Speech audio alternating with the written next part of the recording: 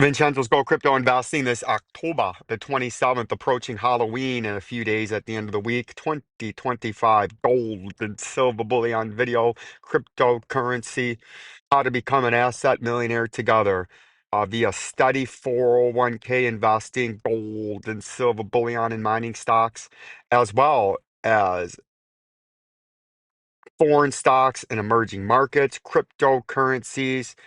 Cash on the side, earning 3 to 5% in CDs or bonds for peace of mind. And yes, just like Berkshire Hathaway, you always have to have cash, a nice cash position on the side, earning safe interest, at least what inflation is. Um, because if there's ever a market crash, which there always will be, you just never know when. And I suspect it's going to be as we get closer to 2030. I think next year is going to be a strong year in on the stock market and assets, gold and silver, real estate. Real estate could go down because nobody can afford it. But with their massively reducing interest rates next year, and they're going to be buying government bonds and treasuries and increasing and starting up the printing presses, you're going to see assets soar next year, I think early to mid year. And then I think as we get towards the end of next year into 2028, or 2027, I think things are going to start to get a lot more interesting, where a lot of debt crises are going to start to manifest itself, right? But right now, that's very important that you have cash positions, right? It allows you to buy a new asset uh, if the time presents itself, or say you woke up and the stock market went down 50% and the S&P, or 30% in the NASDAQ, or crypto went down 50% like it usually does after every top, you have cash to buy into some of these cheap assets. Or say you have a real estate crash, no cash, no new real estate you can buy for pennies on the dollar. Stock market can go up a year and a half, 2 year consolidation, bear market in the stock market, no cash equals nothing free to average in or buy new stuff at cheap. No real estate. You can't, you always got to have some cash, right? Trust me, you got to. And then obviously real estate you want to have, right? This weekend, the updates were, I didn't make any because I was putting in a new furnace, had to pick it up Friday after work. And Saturday was full of putting it in. Sunday I was cleaning up. But we did successfully remove the old furnace air combo, rip it out, and then we did successfully put in the new one, right? So very proud of ourselves. We did a good job, right?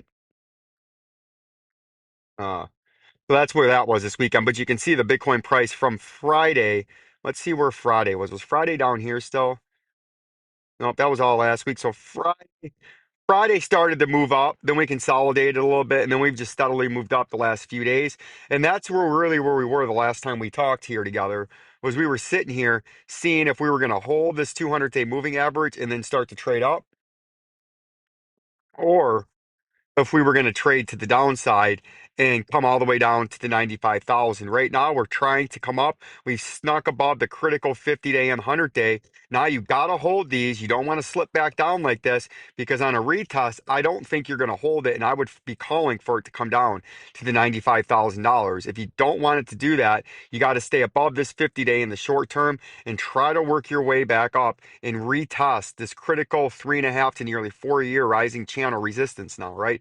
So that's what you're looking at in the Bitcoin price, right? You can see we've steadily been in this rising channel for, we entered it and about 3 years ago this month, right now, essentially 3 years ago right now, right? And we're attempting to break out of it now. We've been trading sideways essentially since we hit this peak up here at 120,000 back here in January, or 118, whatever you hit. And we've created new tops, but we're starting to create that rounding top, right? So that's very interesting. We're going to keep watching this, because if this pattern does break down and turn into a bear market, you would start to see some nervousness in like a micro strategies if you got down near here, and especially if you stayed down near here and it wasn't just a wick, but you were down there for several weeks or a month. There would be some very, very uncomfortable phone calls that micro strategies, at least in my own personal opinion, would be taking. Does that mean we're going there? No. You can see Ethereum did finally breach back after a couple of retests above that neckline resistance at $4,107. We're currently sitting at $4,184. We're above the 50-day moving average barely. We're successfully above the 100-day moving average. And what you want to do now is hold the neckline support and then stay back above the 50 and then start to work your way up to take out that all-time high at $4,960. The bearish scenario would be you can't stay above this and you end up like this. Then you start hitting this as a resistance. And before you know it, you would slip all the way down here in that purple track down to this 3466, an area that you wicked down to. That's right, wicked.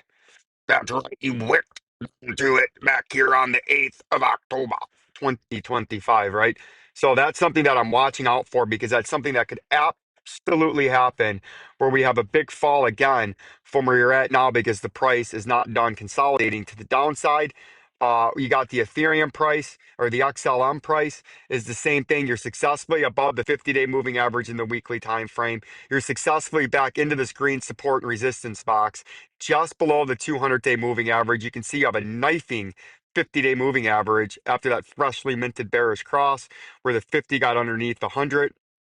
You can see the 100 there is sitting at about 35 and a half to 3/4 cents. You can see if the price doesn't continue upwards and appreciating this week, we're going to have a bearish cross where the 50 gets under the 100. That's 200 in green. That's starting to run parallel to slightly down.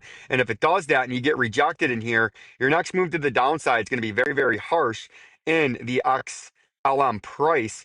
And you would come all the way down to the 25 cents. And you can see in purple, we showed you how you could have this retaliatory bounce off of the 31 cents in the 50-day moving average in the weekly time frame. And you've had done that, but you can see as you've done that, sort of up and sideways, and the price and the volume is just collapsing.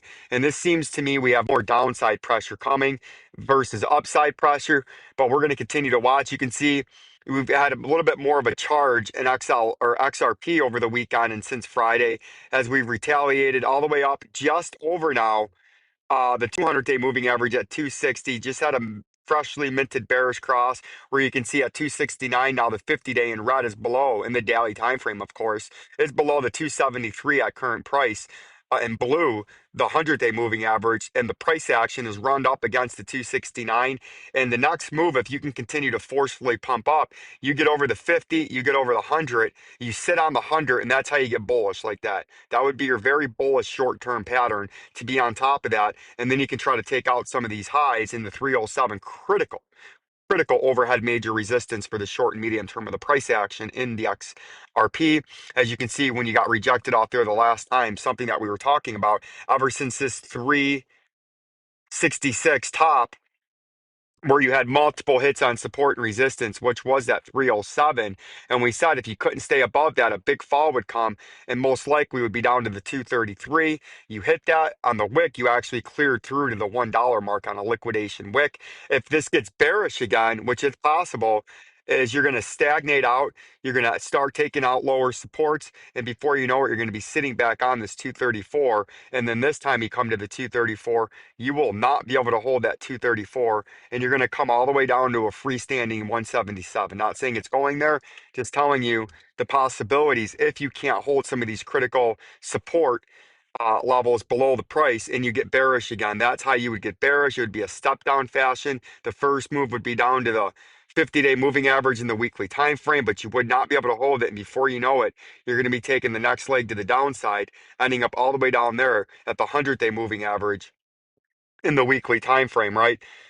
So this is going to be very interesting. If we look at the AMP, it's down here near its all-time low. If this breaks to the downside, it's going to its all-time low, which is 0.00139. Very depressing, very hard and debilitating. But I still do believe next year AMP is going to have a phenomenal recovery along with the DGB. But right now you're in deep, depressing disparity.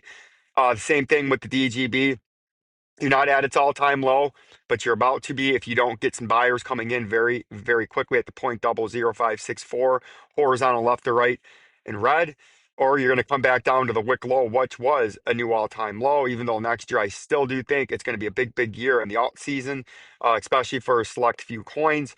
But right now it's looking bearish. If you haven't entered the gold and silver mining sector, now could be a good time. Gold dipped below 4,000, silver's down about 4, 5, $7 an ounce, and the mining stocks are down about 15 to 18 to 20% from their highs that they had about 10 days ago. So if you haven't bought any of these mining stocks this week or next week, if it continues, because I believe this is the week they lower rates, so eventually the buyers are going to come back into that market as you're getting a lot of profit taking as you were hitting critical levels and you needed a consolidation. So you should be paying attention to that, as that is not done the bull market. It's just a consolidation profit taking after a massive, massive year to date run so far in a 2.5 year bull market in the gold bullion that watched the price go up nearly 2 times itself, right? It went from 1650 to $4,400 in about 24 months. So that's incredible. Silver went from $17 to 54, an all-time high, but it's not done yet. Trump Brothers American Bitcoin snaps up 160 million in Bitcoin, vaulting its top 25 publicly traded. Bitcoin surged to all-time high, but with notable lagged as Ethereum led the quarter. Just going through to see if there's any news here before I gotta let you go. October strategy logs, slowest monthly Bitcoin buys of the year. That's interesting. Michael Saylor strategy, the world's largest Bitcoin holder, added its BTC holding last week, rising momentum, but buying activity has slowed considerably since September. Because this is one thing old Vincenzo's noted.